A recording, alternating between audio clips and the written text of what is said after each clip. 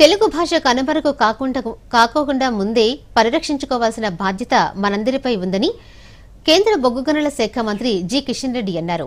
బోధనా భాషగా తెలుగును ప్రాచుర్యంలోకి తేవాలని విజ్ఞప్తి చేశారు.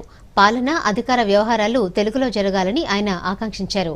హైదరాబాద్ హెచ్ఐఎస్సిసిలో జరిగిన ప్రపంచ తెలుగు సమాఖ్య 12వ ద్వైవార్షిక మహాసభల్లో ముఖ్య అతిథిగా పాల్గొన్న కేంద్ర మంత్రి ఈ సందర్భంగా మాట్లాడుతూ పిల్లలతో రోజు బాల సాహిత్యం చదివించాల్సిన అవసరం ఉందని, డిజిటల్ విభాగంలో తెలుగు భాషను క్రోడీకరించి భావితరాలకు అందించాల్సిన బాధ్యత మనందరిపై ఉందని గుర్తు చేశారు.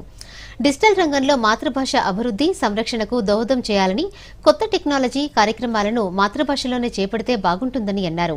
వాడుక భాషలో 30% తెలుగు ఉందని, 70% ఆంగ్ల పదాలే ఉన్నాయని చెప్పారు. మనకు తెలియకుండానే తెలుగు భాష కనుమరుగయ్యే పరిస్థితికి చేరుతోందని, ప్రాథమిక స్థాయి వరకు మాతృభాషలో విద్య ఉండాలని అన్నారు. కేంద్ర ప్రభుత్వం తెచ్చిన కొత్త విద్యా విధానాన్ని అమలు చేయాలన్నారు. ప్రాంతీయ భాష పరిరక్షణకు పెద్దల సహకారం కావాలని, కోర్టుల్లో వాదనలు, ప్రతివాదనలు తెలుగులోనే ఉండాలని కోరారు. ఈ సందర్భంగా ఆదిలాబాద్ గోండు గిరిజనుల నృత్యం ప్రత్యేక ఆకర్షణగా నిలిచింది.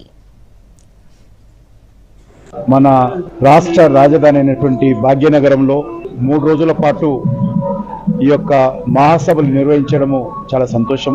గత అనేక సంవత్సరాలుగా మన తెలుగు రాష్ట్రాల్లోనే కాకుండా మన భారతదేశంలోని అనేక రాష్ట్రాలలో, ప్రపంచంలోని అనేక దేశాలలో తెలుగు భాష పరిరక్షించడం కోసం, తెలుగు భాషను ప్రోత్సహించడం కోసం, తెలుగు భాష యొక్క ప్రాధాన్యత, ఆవశ్యకతను తెలియజేస్తూ మరి ప్రపంచ తెలుగు సమాఖ్య చేస్తున్నటువంటి కృషిని మనస్ఫూర్తిగా అభినందిస్తాం.